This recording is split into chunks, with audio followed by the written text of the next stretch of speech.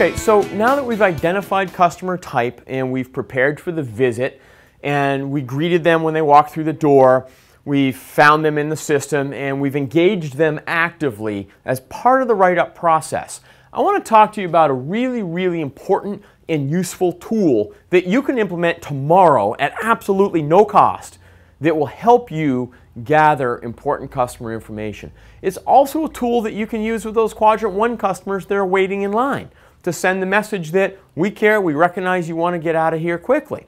And that is the Customer Problem Analysis Sheet.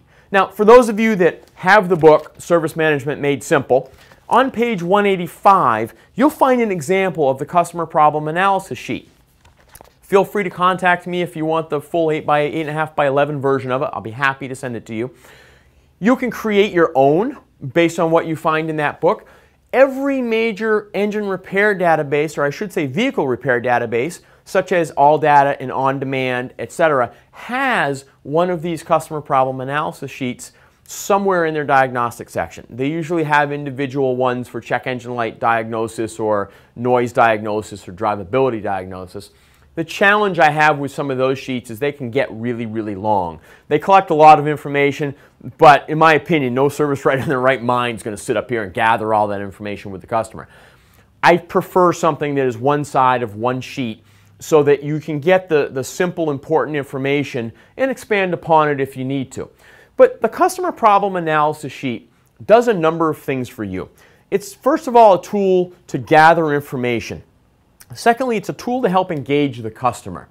If I stand here with the customer and I say, okay, Mr. Customer, I understand you have a drivability problem. Let's see if we can gather some information from you so that I can share it with the technician and make a quicker, more accurate diagnosis. And this sheet has on it questions to ask the customer. Some have check boxes, some have fill in the blanks so the customer can give notes. You can either fill it out with the customer, which I prefer because that's a customer engagement tool. Customers like to feel like they're part of the process. It helps them feel more control. It helps them with that anxiety and that out of control feeling when they walk through the door and their car's going to go out there and they have nothing to do with it.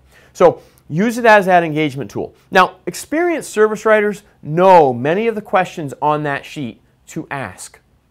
And the point is not that you don't know to ask the question. The point is on any given day, every one of us forgets to ask certain things. Or we don't think of it.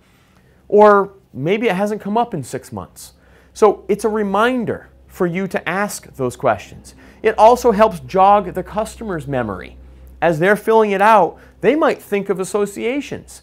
Or they might think of, oh yeah, you know what, it does do it then. And they can check that box of, over 50 miles an hour or when it's raining out.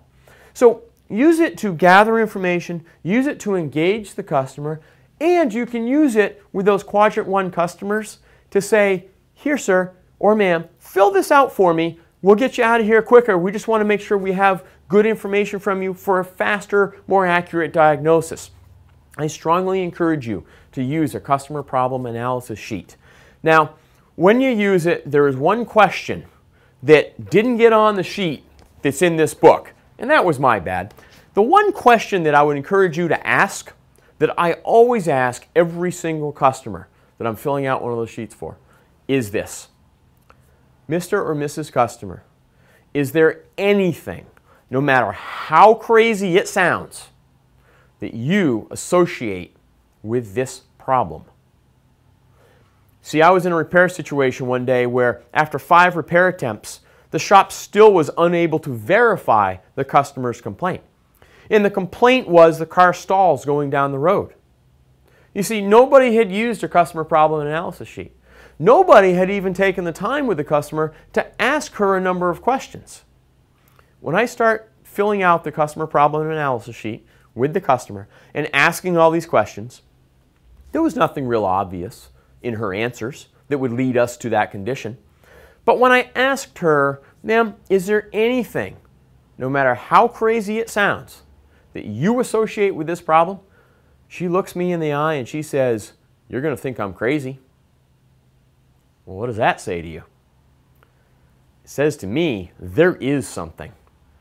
And it also says to me, she isn't telling anybody because she doesn't believe it herself and she doesn't want to appear crazy to the service writer.